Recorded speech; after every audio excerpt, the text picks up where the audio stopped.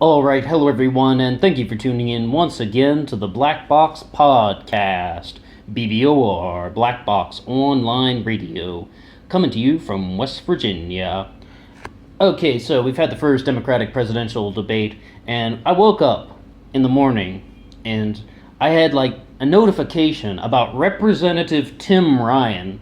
First time I ever got some sort of notification on my phone about Tim Ryan. I was like, what the fuck is this all about? And it's actually all over just the news highlights, Google, Yahoo, all that.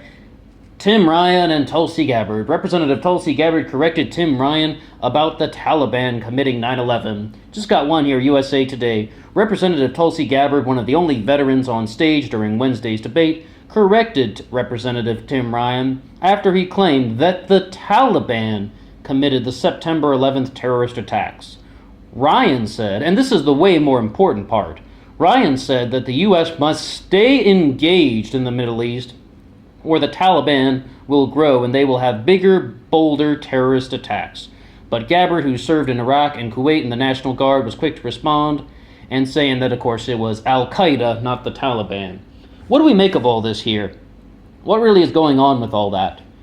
The Taliban or 9/11? The first thing I would say about Representative Tim Ryan is I've talked about him a lot before. I spoke somewhat favorably about him, not because of his campaign, but because of the ideas that he expressed in his books, The Real Food Revolution and A Mindful Nation, talking about mental awareness education, teaching mindfulness in schools. And The Real Food Revolution is all about revamping the food education curriculum so people learn how to eat healthy so that they get sick less often, and that's how you reduce healthcare costs. So it's all if you're getting to people to think in sort of a more positive and conscious way, it's going to improve the quality of life. But the thing that I've said about him on this channel is, where has that been in his campaign? Just where is that type of energy? Now you have some guy, and like I said, the more important thing is not was it the Taliban or Al-Qaeda that committed the September 11th terrorist attacks, that sort of just trivial factoid response that the media is blowing out of proportion, is that he is talking about staying involved in the Middle East so we're going to have fewer terrorist attacks in the future. Interventionism. Tulsi Gabbard is a non-interventionist. And what we got to say is, we've also mentioned in the past about how a president is not just a promise keeper. Politicians lie to us on all sides. It's about their vision, foresight, anticipation, and decision-making skills. Who do you want as the commander-in-chief when a crisis happens, something such as September 11th? Who do you want responding to that? And I would say that if you have somebody like Tim Ryan, well, I'm very disappointed to say, kind of gave the wrong answer. More Middle Eastern interventionism? How exactly does he think that that is a good thing? Do we need a war with Iran? One of the reasons why so many people are supporting Tulsi Gabbard is because they believe she's a pro-peace candidate. Peace instead of war. It's once again, it's not just that Tulsi Gabbard can wave a magic wand and make all the war and military conflict and problems of the world disappear. No, she can't do that. But it's also about who has the vision and foresight to be the commander-in-chief. And I'm very disappointed for somebody like Tim Ryan, who talks so much about, once again, mental awareness, consciousness, improving quality of life, wants more involvement in the Middle East. As far as the September 11th being committed by the Taliban and Al-Qaeda, all right, of course, we get it. It wasn't the Taliban, it was Al-Qaeda. But the thing is, though, why did we go to Afghanistan and not Saudi Arabia? Wasn't there something about the Taliban harboring Al-Qaeda? Isn't there some sort of connection there? I don't believe that we attacked Saudi Arabia with all these Saudi hijackers, members of the Saudi royal family getting flown out of America. This is just once again, that's not the heart and soul of the issue. It's just the American people are going to have to decide at the ballot box, do they want a candidate that is going to be somewhat pro-peace, or someone who's going to be pro-military intervention. To give a little bit of counterbalance, because in case you can't tell, I'm definitely leaning toward the non-interventionist mentality, which isn't only supported by Tulsi Gabbard. The libertarians have been talking about this for ages. But to give a little bit of counterbalance, Representative Paul Cook of the 8th District of California said very clearly, non-interventionism is stupid. To give the exact quote, it's like, a non-interventionist policy is stupid. He said this on the show Cole on Congress, hosted by Representative Tom Cole from Oklahoma. But like on that show, he said that the non-interventionist policy is stupid. Why would he say that? Well, this all ties into the Henry Kissinger school of thought that the pro-peace candidates, the non-interventionists, these are people who are just sentimental idealists who do not actually compose the policies that get put into action. I mean, that's the way that Henry Kissinger described them anyway. And just sort of meant that these are people who are only about feelings as opposed to dealing with the actual conflicts themselves. And I mean, Paul Cook is a Vietnam veteran. I thank him for his service. But once again, the American people really are almost on the verge of, well, they're at a crossroads right now. We are at a crossroads right now where we have to make the decision. Do we want to elect somebody who is going to be all gung-ho for more military conflict in the Middle East, more intervention, just being the policeman of the world, versus someone who's actually going to try and scale back our military involvement in the region? You really have to wonder, though. I mean, I find Tim Ryan's comment quite puzzling that we weren't involved with the Middle East prior to 9/11, or just that had some influence on it. Bill Clinton openly said that he wanted to send special forces into Afghanistan to get bin Laden. I mean, like, you ever seen that video? Clinton kicks the crap out of Fox News. He's interviewed by Chris Wallace and stuff. He was talking all about it. Remember the U.S. embassy bombings, the coal, all of this stuff. They were involved with the region. And it also ties into some stuff about the path to 9/11, about the Sudan and Somalia and stuff like that. It's a very big and involved situation. But why did Bill Clinton say that he didn't send special forces into Afghanistan?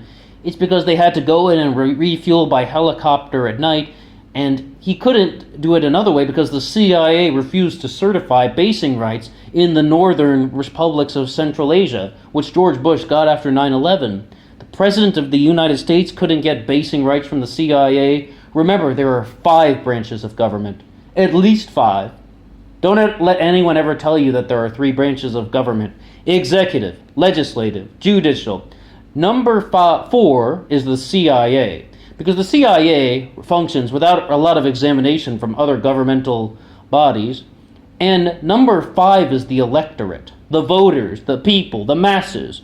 The electorate. Because the people are also a part of the balance of checks, the balances of power, the system of checks and balances. The voters play an integral role in that. It is an additional check and balance. That's why people are so passionate about bringing in term limits. I know term limits won't fix everything, but it's a step in the right direction. Once again, 5 branches of government, not 3.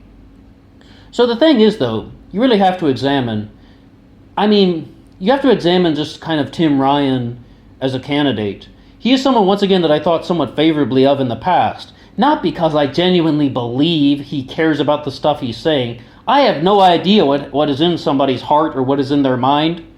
But what I can say is he talked about the things that I thought were an example of a good vision for the country. But then he's like, we need more involvement in the Middle East. The Mike Gravel campaign was talking about it on Twitter. They said something to the effect of, to paraphrase, what's like Tim Ryan's response would be, a quote from Tim Ryan, we need 50 new Afghani skulls every day. We need 50 new Middle Eastern skulls to kick around. Because that's what's going to happen. It's going to be leading toward more destruction, more brutality, more chaos. And these are the things that people are calling the forever wars. The things that we should supposedly be trying to avoid. Now, what about Tulsi Gabbard? Because we said so much about Tim Ryan. This is really to talk about the message of non-interventionism. I think that Tulsi has brought a certain amount of people together. She has really unified a certain section of Democratic voters, as well as libertarians, and perhaps even Republicans who agree with some of the things she has said about the military, as well as just her presentation in general. Tulsi Gabbard is somebody who doesn't fit into any particular political box.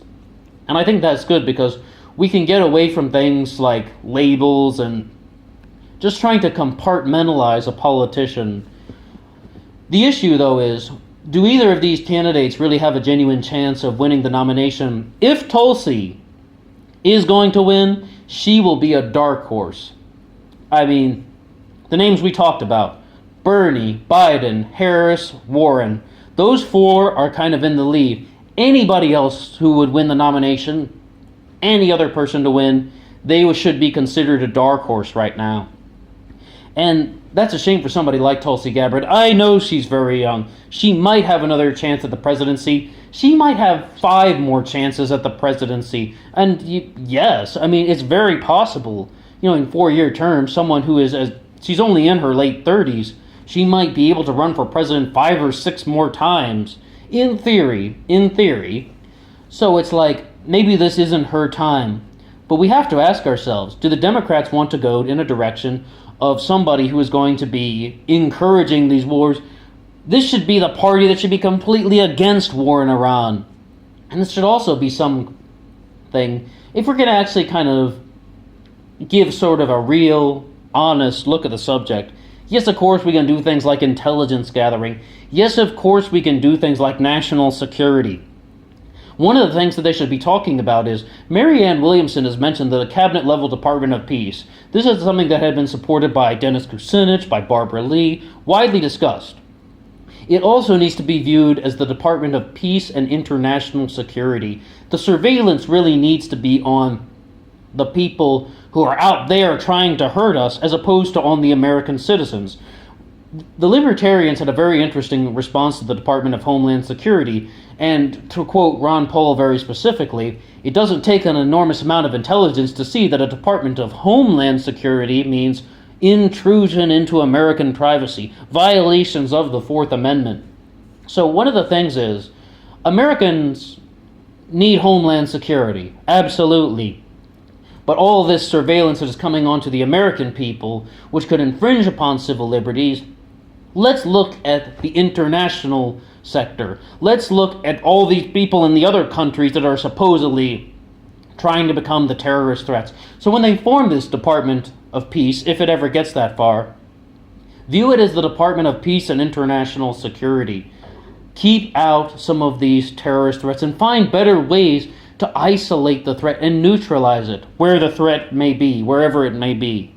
I mean, I've said from the beginning, I love the idea of the Department of Peace, but it sounds too Suzanne Collins, like the Hunger Games, the Peacekeepers, and all that stuff. It's something that just feels like it's begging to be exploited.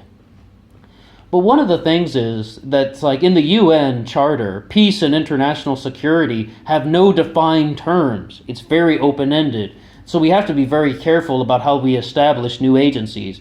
And someone from Tulsi Gabbard's perspective would be the exact person to do that. She does have the military background. And once again, we mentioned there's a reason why so many libertarians are leaning toward Tulsi Gabbard. It's because she also has the sort of citizen awareness that is necessary to kind of go about something like that. Remember, vision, foresight, anticipation, and decision-making skills. Who do you think should be president? Well, that's all that we have to say now. Very short upload today. Maybe not, actually. But what do you think about Tim Ryan, and what do you think about Tulsi Gabbard? If you have anything to say at all, please drop a comment below. Until next time.